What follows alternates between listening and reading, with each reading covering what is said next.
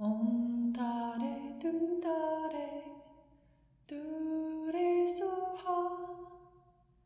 Om Tare Tu Tare Tu Re Soha. Om Tare Tu Tare Tu Re Soha. Om Tare Tu Tare. Well, so good to be with all of you. As I mentioned earlier, I am in Texas, Elgin, Texas, outside of Austin today, as I am each month. And a real joy to be able to join you wherever I am and see that you can join wherever you are. And hopefully we all are in the same place, the present moment. That'd be a good place to be. So, very special session tonight. We're going to begin a new text. We're going into the second volume, and it is a foundation of the Buddhist practice. Foundation of Buddhist practice. So we just spent quite a bit of time going and approaching the Buddhist path. Now we're getting into these foundations. I'm pretty excited about that. Can you tell? All right, let's pop it up.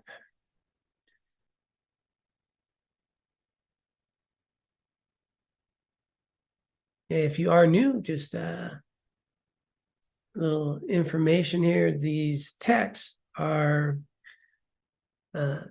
these big volumes, actually. I mean, quite large collection that His Holiness the 14th Dalai Lama and Thubten Chodron had put together. And the whole point was to be able to bring the full stages of the path to enlightenment to a Western audience. So they worked for many, many years, over a decade, to even get the first book out, and really trying to find a way to clarify some of the sort of misperceptions and language issues and cultural issues, and make it clear, a clear path for people of a Western mind to approach the Buddhist path and then to engage in it, to understand it. So we just spent, I don't know how long, it seems like a year or so, maybe more, on the last text. And now we're beginning the foundation. So now we're going into the foundation of Buddhist practice. And chapter 1, the Buddhist approach, begins with the 4 seals. So they're just going to just right off the bat be clear about what Buddhism is, as far as its beliefs, what makes someone a Buddhist. The issue of distinguishing Buddhists from non-Buddhists exists in olden times as it does now. In ancient India, this was usually done on the basis of philosophical views regarding the nature of self and phenomena. A convenient and concise way to delineate Buddhist views is according to the 4 seals as found in the King of Concentration Sutra. People accepting the 4 seals are considered Buddhist by view. So that's one way of being considered Buddhist. And those accepting the 3 jewels, that's the Buddha, the Dharma, the Sangha, the 3 jewels, as their ultimate source of refuge, are considered Buddhist by conduct. So Buddhist by view and Buddhist by conduct. The 4 seals are, number 1, all conditioned phenomena are transient. 2, all polluted phenomena are dukkha, unsatisfactory nature. 3, all phenomena are empty and selfless. And 4, nirvana is true peace. So these are the 4 seals. We're going to go through each one, so we have some clarity around this Buddhist view.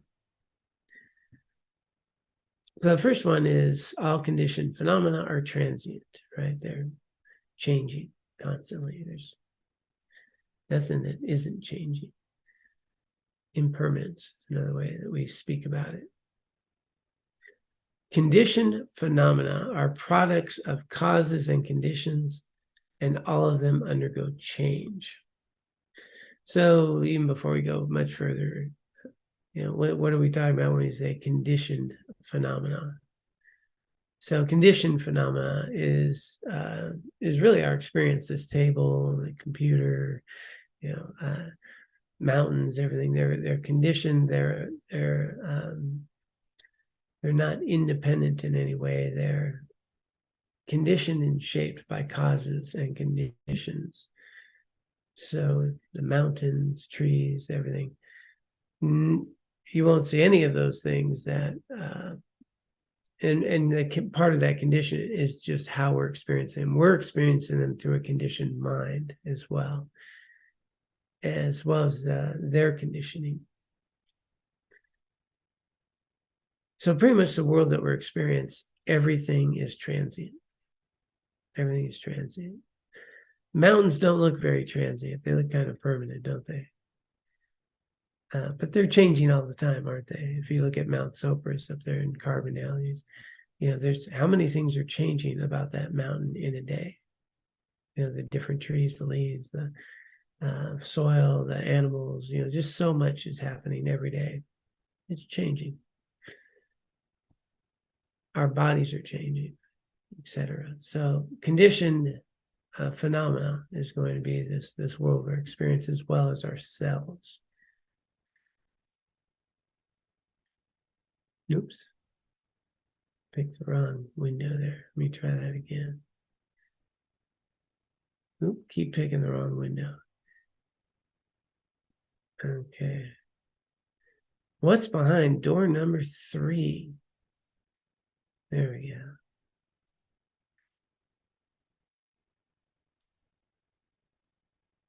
So conditioned phenomena are products of causes and conditions, right? They're products. Nothing exists that we're seeing and experiencing that wasn't created due to a cause and a condition. So the soil, the water, the different causes, things that bring things together. The table I'm sitting at, the wood was once a tree, and the tree, was in soil. There was a seed. These became causes. The other causes can be the need for a table. Someone think about a table. All the things that bring about a table. It's not permanent. It wasn't just here. And all of them undergo change, disintegrating from what they were and becoming something new. So there's a change process going on. Change occurs in coarse and subtle ways. Coarse change occurs when the continuum of a thing ceases, right? So this table, at some point in time, I won't see it as a table. It'll break, deteriorate, maybe wind up in pieces. It'll take a new form. So that's the coarse, real obvious. Subtle change occurs moment to moment. It is a thing's not remaining the same from one instant to the next. And that's trickier, right? You probably feel like you're the same person you were yesterday. A lot about you has changed.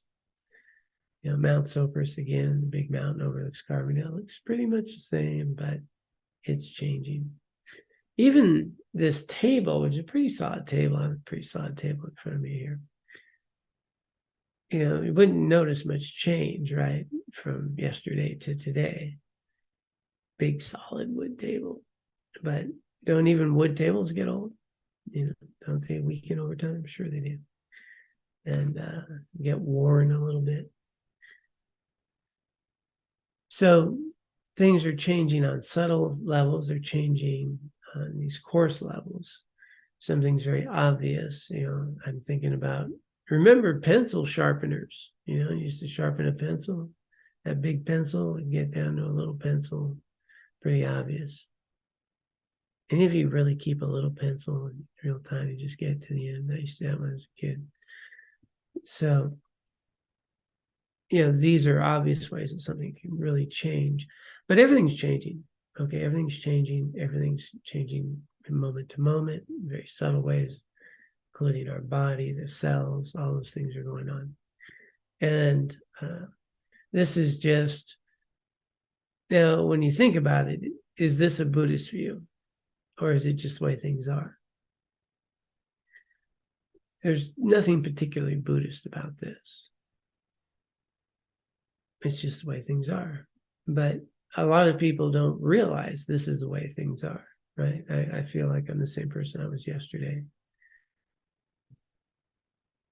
Mount Sopris looks kind of the same as it did yesterday. This table I was sitting at yesterday. So things look very, a lot more permanent than they are. This is just gone in mind now. Things are changing. Things are transient. This whole world, 100 years from now, how things are going to change.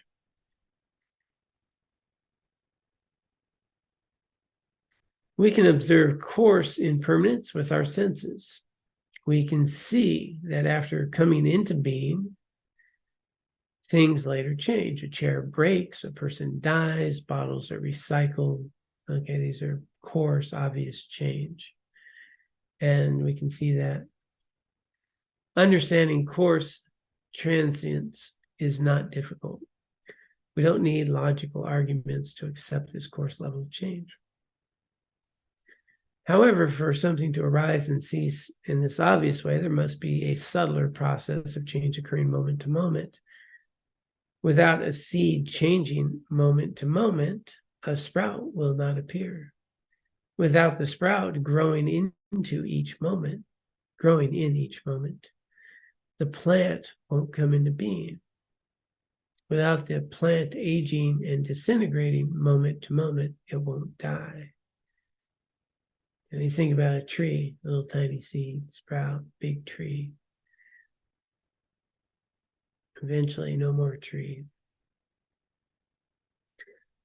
Without subtle momentary change, course change could not occur.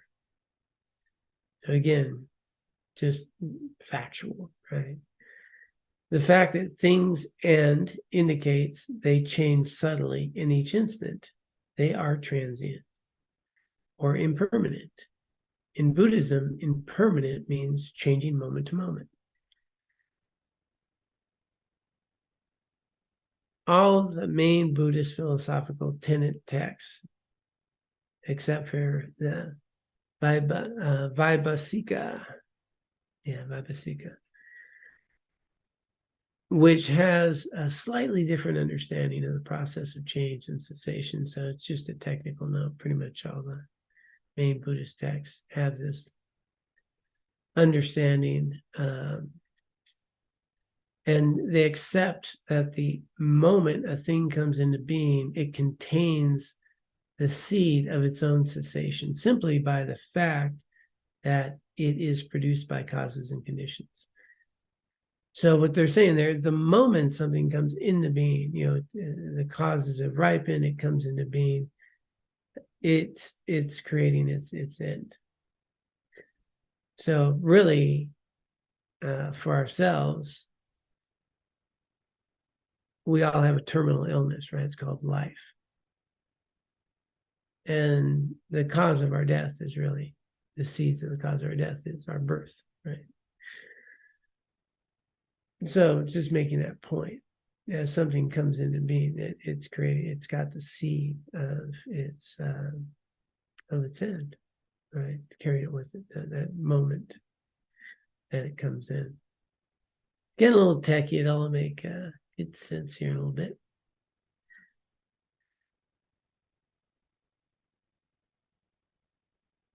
It is not the case that one cause produces a particular thing that thing remains unchanged for a period of time, and then another condition suddenly arises that causes its cessation.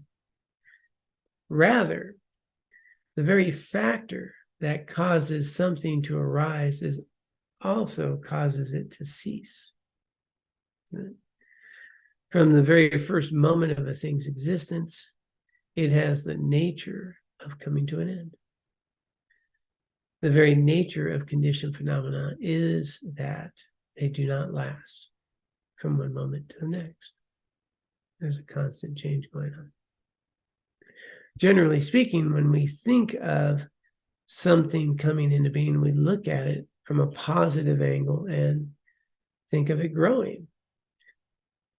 When we think of something ending, we have a negative feeling that what existed before is ceasing.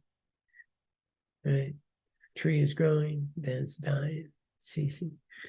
We see these two things as incompatible and contradictory.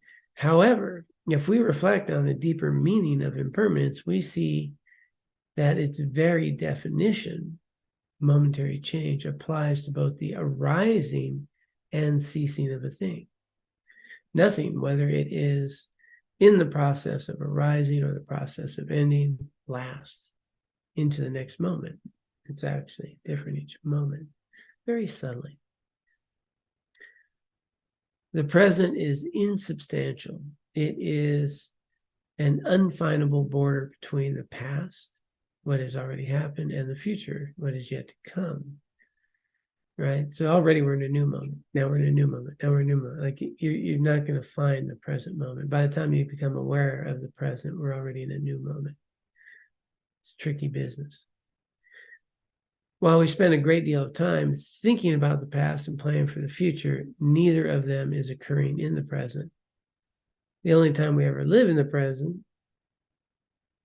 but it is elusive, changing in each nanosecond. So even when we think we're being in the present, it's actually the next nanosecond.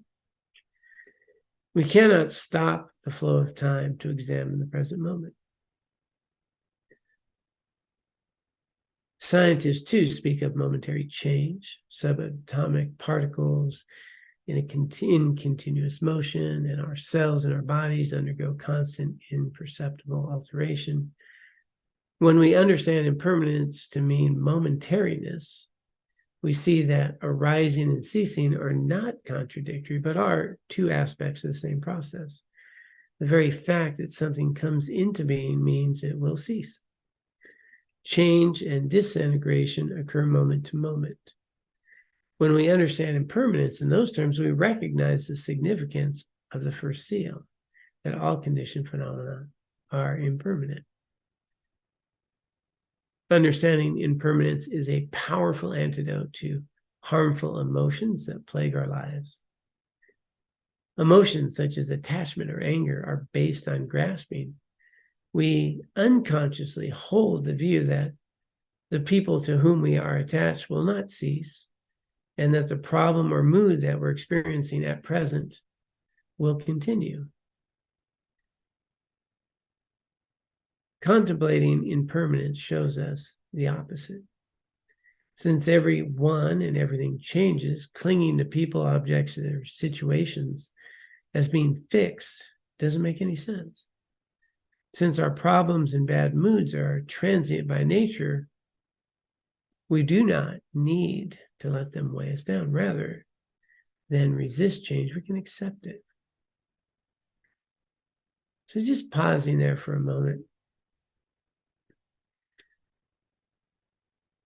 This understanding of impermanence is saying is a powerful antidote.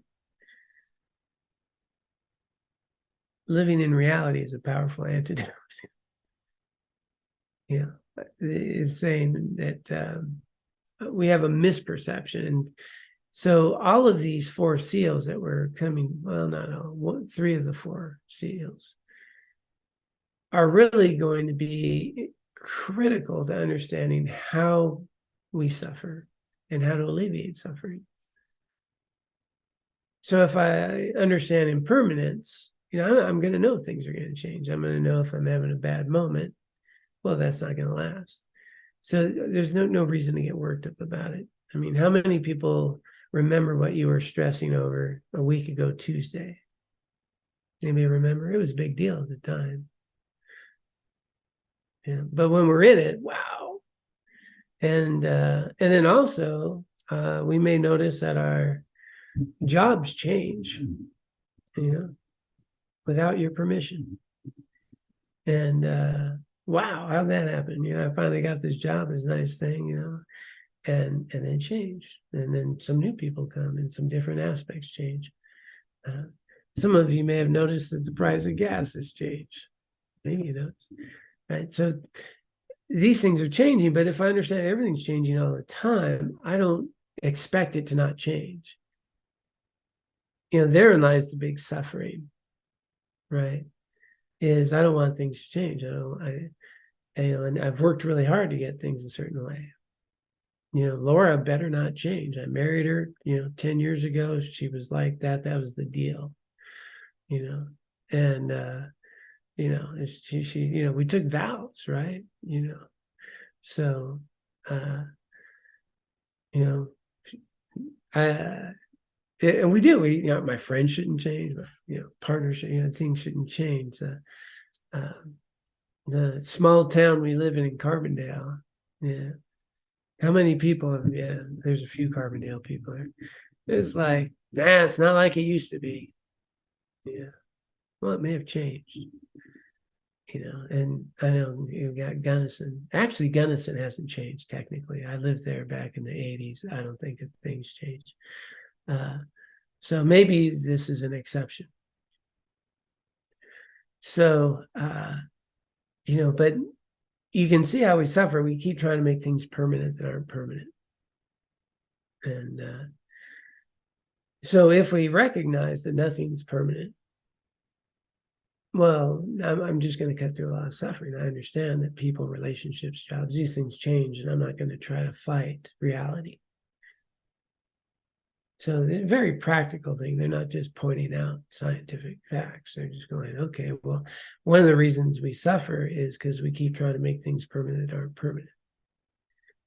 And then there's a lot of pain in trying to do that. Let's see what else they have to say.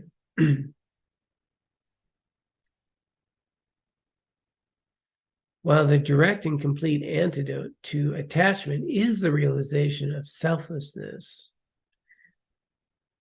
an understanding of impermanence will prepare our mind to gain insight into the meaning of selflessness.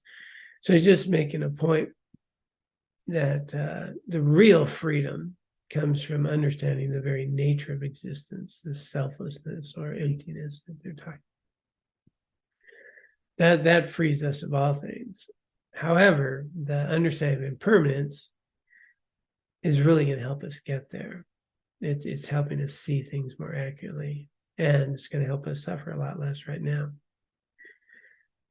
But the understanding of impermanence will not harm beneficial qualities such as love, compassion, and altruism, because those emotions are not based on unrealistically grasping impermanent things as permanent. Contemplating impermanence gives us confidence that our disturbing emotional habits can change and that excellent qualities can grow within us. So that's a huge point.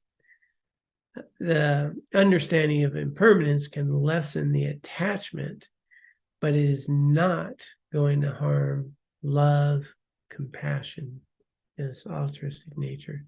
That's not going to get harmed. And that is, a bigger lesson, which we'll be going through as we work our way through Buddhist path, is the difference between like love and attachment. And the distinction of these emotions. When some people start thinking, well, things are impermanent, why should I care about anything? Now I'm affecting, how I'm emotionally feeling something, right? And we can get a nihilistic type view. And that's not what we're going for. Just because things are changing doesn't mean that they aren't relevant and important in our lives. But I'm not exaggerating them and their qualities and seeing them inaccurately. And that's where attachment is going to be coming in, understanding that what I'm seeing exists in it doesn't exist in the way I build it up to be. That's where, when we talk about the core root poison of this attachment or desire, you might see in some Buddhist texts, that's the source of all suffering. It's not that you can have a good desire that's healthy and realistic and based in closer to reality, or we can have a desire based on a belief of I really need this, or this is the source of my happiness, or this is going to be the cause of what I need. Now I'm caught up in attachment. I'm exaggerating these qualities about this thing and how it's benefiting me in some way. Or on the other word of attachment, this aversion, how terrible it'll be. But I can also more clearly, with impermanence and understanding of emptiness, recognize that putting gas in my car is going to be very valuable for my car to run. And, I can desire to have some gas in my car so I can drive somewhere. Pretty healthy desire. I can have a desire to be a better husband, right? Okay, Laura can have a desire that I be a better husband. And I saw what you guys were thinking. So, and that's a healthy desire, right? No, actually, it would only be healthy if it came from my side. So, yeah. Boy, I'm just talking myself in circles here. It's a good thing she's not on right now. So when we look at that, right, two different desires, you could pretty much see. If I want somebody else to change for me to be happier, there's going to be some attachment, some struggle. But if I have a desire to improve my quality so I can be better, that's realistic. It's beneficial. It's coming from a place of understanding in a meaningful way. So we're not going to damage compassion. We're not going to damage love by understanding impermanence. Matter of fact, with impermanence, we have the opportunity to love more fully because I'm not attached. I can actually allow people to be how they're going to be and be a supportive partner in that process. And I don't have some idea that I need them for me to be okay. I can appreciate that I get them while we're here. And that's a very different way of being. So I'm just going to pause there since that's the first seal and see if anyone had any kind of thoughts or comments around that impermanence. John, was he saying? Hey. I thought I heard in there that things are arising and ceasing always. They arise and they cease in the how does that work? I mean, at present. So what he was saying is that often, like we see a tree growing, for example, so it's coming into being, right? Right. And then when it's dying, we think of it as ceasing, right? Yeah. So we kind of think of two separate things. And he's saying, well, actually, the very seed of its ceasing is its birth, right? I mean, technically, the cause for it to die is its birth, right? Well, the seed of its death is in its birth. So and he was talking about momentariness. So it's just changing moment to moment to moment to moment. And some of these, as it goes moment to moment to moment, it's getting bigger and bigger. And then these moments keep changing. It's never stopped. It's just always changing moment to moment to moment to moment. And at some point, it's going to end. So it's just saying it's in continuous flow. But like the real sort of cause for my death is my birth, right? Right. So, and that over large periods of time, or larger periods of time, but in the moment, if nothing, it's not the same this moment as it was last moment. Right. Momentariness. It's always a subtle change, always going on, moment to moment. Even you can't pin it down. So, and so that way, it's not about in decay or growth. It's just momentariness. It's just changing. And so, it's just saying that's how we can put those two together. Thanks. Thank you. It's sneaky, because I kind of like this table, and it's just solid, nice table to sit at. But it just really doesn't look like it's changing moment to moment. And so that's the very subtle thing. But then you start recognizing, at some level, this is happening. And the main point is how with Buddhism is always, if we see things accurately, we're not going to suffer. That's the deal right there.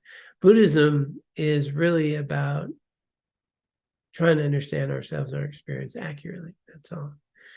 And, that's wonderful. It's like, well, what's true? Let's examine. And of course, that's why science and Buddhism is working out so well of late.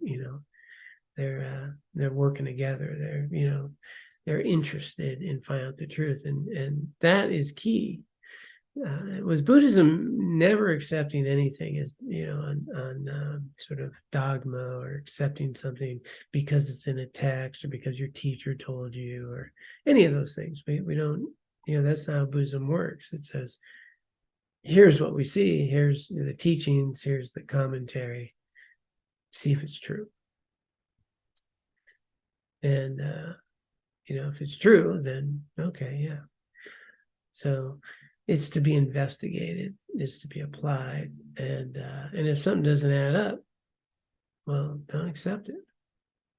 And maybe I can't figure out whether it holds up or not.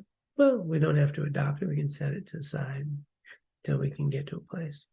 So it's really this investigation of our experience, of who we are, of reality.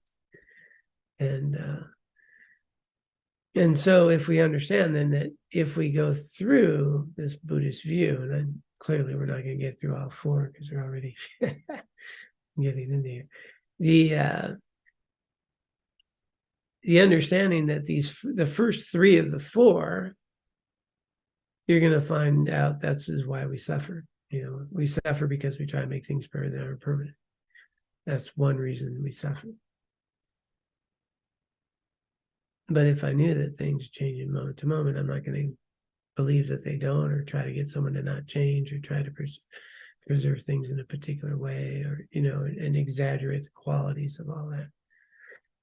And so it's just going to free us up from a lot of the way I see the world in an incorrect way, and then free myself up from its suffering.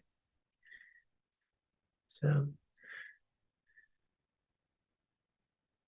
a lot of people struggle with impermanence because it seems sad, right? It seems sad.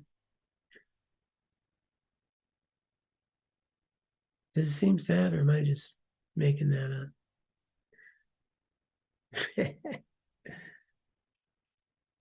The deal on impermanence, often then we will also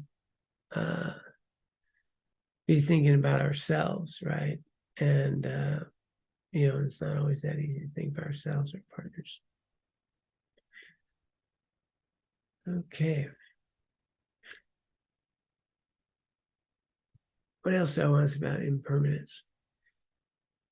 Well, the other thing is, and it's used a lot of time against attachment, but I also like to think of it in this very proactive way, that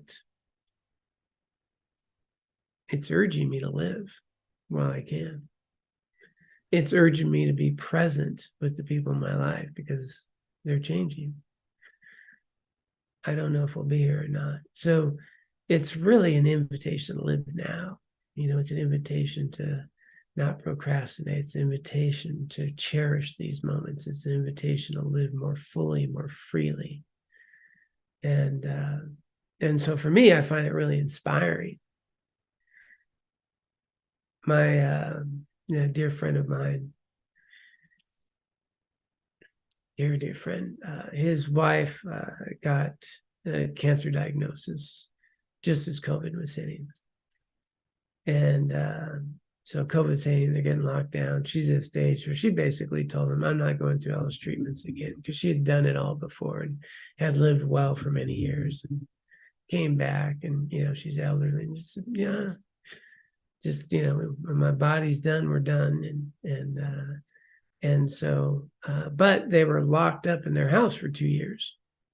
She's only supposed to live maybe another year. She actually lasted about 2. And I was talking to him, through this whole process, and he was pretty shook, because they were married for over 40 years. She had taught him how to be a grown-up, and depended on her in so many ways. And we were talking about it, and we were realizing that fear and insecurity about her not being there is preventing him from being there with her now. Right? I can't enjoy the time I'm with her now because I'm fretting about her not going to be here. And so he shifted that and said, I'm going to be here with her now. And instead it lasted a whole extra year, and they danced and they sang and they watched fun, and they were together those 2 years in a very full, enriching way. And he was with her right to the end, right next to her when she passed. And he was there in that whole process in a whole different way, because he was treasuring the time instead of fearing the lack of time. Right. And so if we start to understand and appreciate that the people you're sitting next to today or looking at on the screen, and this is only happening once. Right. This is really only happening once. What a gift, what an opportunity. And that these people in our lives, are meaningful. Well, then, we can be real present with them. We can be there for them. They can be there with us.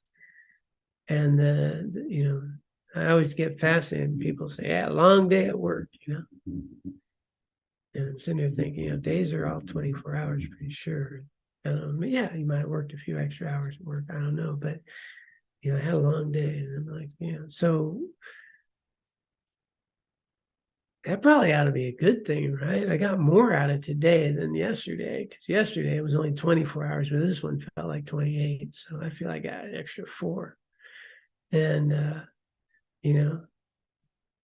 but we it's like this kind of negative thing. And then we're surviving a day instead of embracing a day, right? Yeah, that's just a new thought to me, how we just got extra hours. I'm going to have to think more on that. So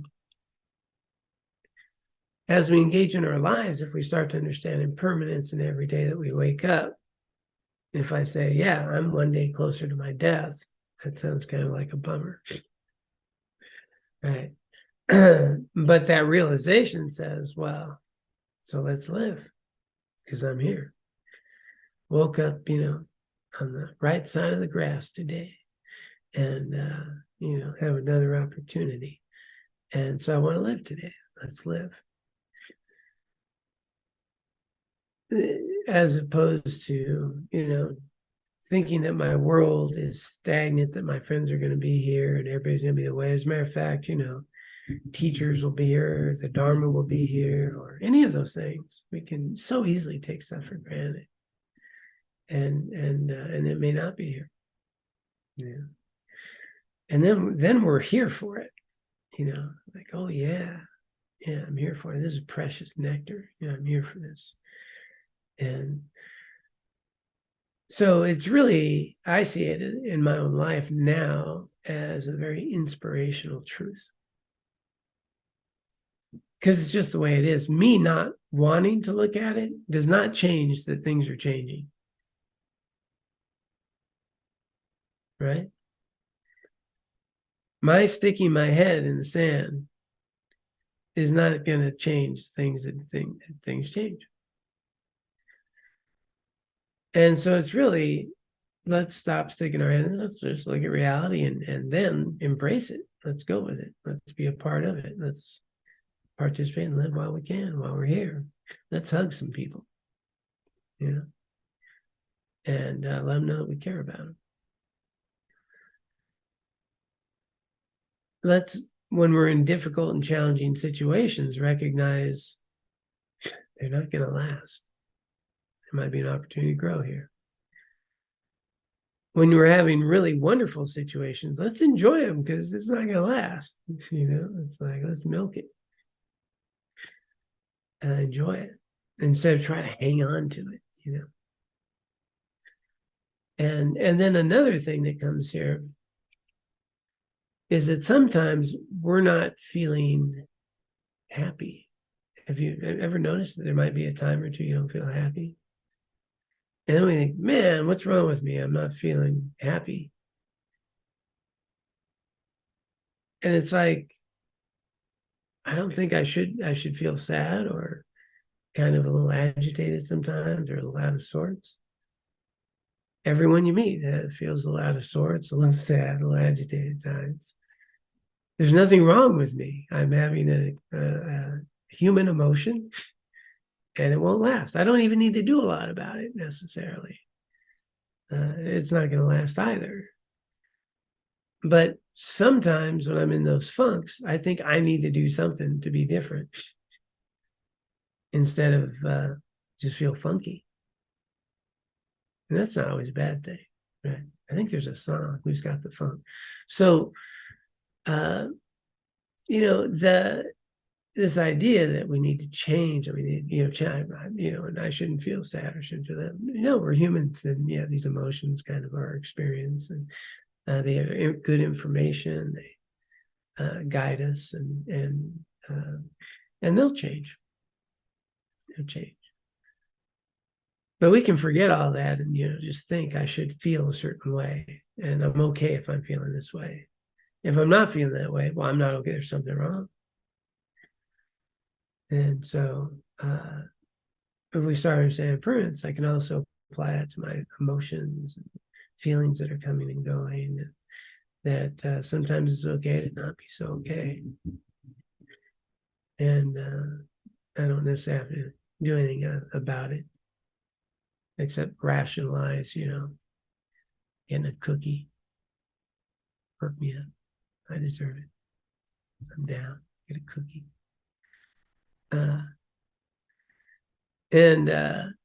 You know, there's times where, yeah, maybe I need a little pick me up, kind of in a funk. And I think, well, move a muscle, change your thought, you know, get up, take a walk. Wow, guess what? I feel different.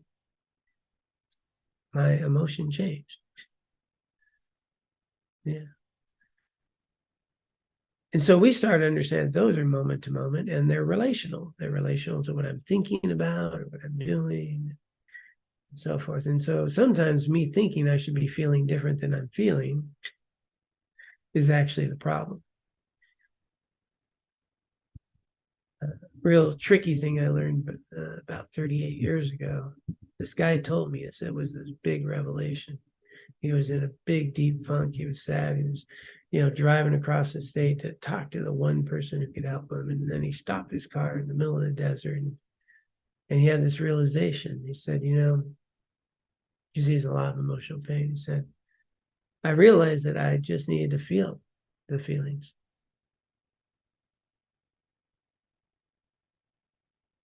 And then he turned the car around and went home. That the feelings weren't going to kill him. They're going to come. They're going to go. And what struck me 38 years ago is it never occurred to me that that's what feelings are for. To feel. Light bulb moment, John Bruna. You have feelings. You're supposed to feel them. I had spent so much of my life trying not to feel those feelings I don't want to feel. Like it had caused a lot of problems in my life trying not to feel those feelings.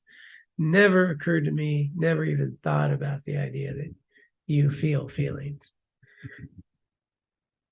You might want to write that down if you didn't hear that before. Like that's a good thing to jot down somewhere. Changed my life. I was like, wait a minute, I just have to feel them and then they don't last. Oh my gosh. Somebody should have told me this. And and we forget, these are feelings. We got worked up. So just here in this first of the four seals, we're going to see, impermanence in a way that, is just helping us see things more accurately, relate to people and things more accurately, and also with some potential to do it with a little more interest and curiosity and a little less procrastination.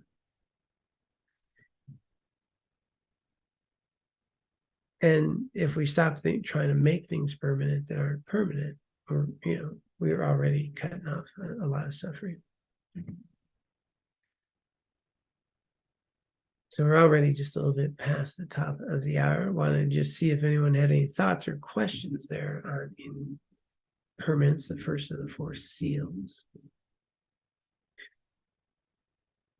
You guys probably thought I'd have the seals like out of the ocean kind of thing. Different seal.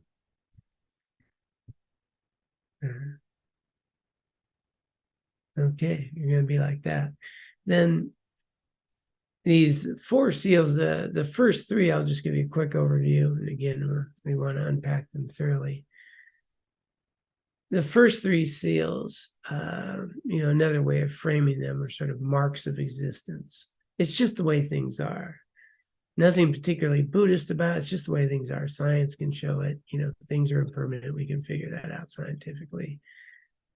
We can find out that there's no event, person, thing out there that is ever going to provide you that lasting sense of satisfaction, well-being that you've been seeking your whole life. So that's the second one. It's always, there's going to be some unsatisfactoriness. And then the third one is emptiness. So just the nature of how things exist. So those are nothing particularly Buddhist about them, other than that Buddhists want to know how things exist. And so science is backing this up, research backing up there, everything, we can do that. So it's the fourth seal that's going to put them all together and make it Buddhist. And the fourth seal is that nirvana is this true peace, right? It's this, that you can be free of all this suffering. You can be free of conditioned existence, that you don't have to live like this. So the first three is, this is how things are. And the fourth one is, you don't have to be a part of that. Put it all together, now you have the four seals. Because that's really what the Buddha realized when he started seeing that people suffer in the ways they suffer and all this. His quest was, do we need to suffer? And that was his whole journey. And his ultimate discovery was, no, you do not. That this all arises from this perception, misunderstanding. And the way I relate to myself in the world is creating these belief systems and in a way that things don't exist. And now what's beautiful with all of our better tools and research and science and what we can measure and observe, science is starting to see the first three. They may not get to the idea that you don't have to be like this. That's where we're getting the Buddhist realm. So this will the idea then is, these four seals say this is a Buddhist view. And then they also talked about the refuge, right? The three jewels of refuge. And then, that sort of Buddhist conduct, like we can formally become a Buddhist, establish refuge. But formally doing that, getting a piece of paper doesn't make you Buddhist, by the way. You actually need to change your conduct and have a refuge there. So piece of paper is nice, but nice Buddhist name, pretty cool. But it's really going to be much more about the conduct and the view, right? And so, do I really have a refuge here? Something I can rely upon, you can be in. And so it's a great place to start, is just kind of saying, okay, here's Buddhist view, here's Buddhist conduct, and this is the distinction. So apparently we will pick up next week on the conditioned, the unsatisfactory nature of this conditioned phenomenon. And that's the second seal. Okay. Well, let us go ahead and dedicate the merit and the wisdom that we have cultivated from this time together. So let me actually get that up here if I can. I must have closed it at some point during the teaching. So bear with me. So a real gift, as we just noted, that what just happened tonight's never going to happen again. This is a one-time deal.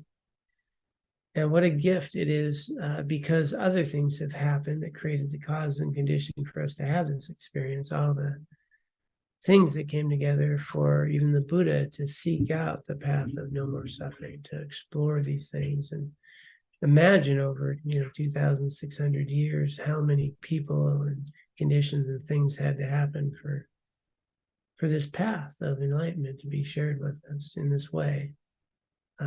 Really incredible, and has come to life. And we have cultivated a great deal of merit and wisdom from our time together. And now we get to recognize that our just bringing this into our hearts and minds also has ripple effects beyond us, right? And so we want to dedicate all of this in these ripples for the benefit of others, that they may be free of suffering, and for our own continued spiritual growth, that we can extract, the practical aspects of these teachings in our lives in ways that are meaningful, so we can be free of suffering and be able to help others. So let's just take a moment to bring to mind the recognition that just like us, there's also many others cultivating merit and wisdom, helping others. They're in different religious traditions, different paths, but they're doing good, and they're in their own path of liberation in their own way. And let us honor all of their efforts and dedicate all of their merits along with ours for the benefit of others, that they may be free of suffering, and for our own continued spiritual growth, that we may then be able to be of greater benefit to all.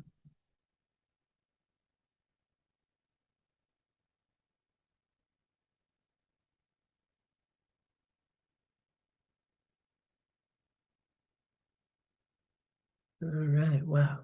Let us begin.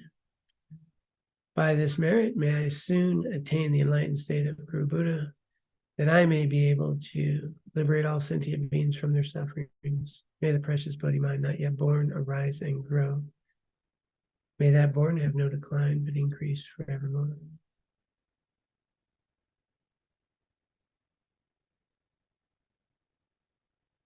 Om Tare Tu Tare Tu Re Soha.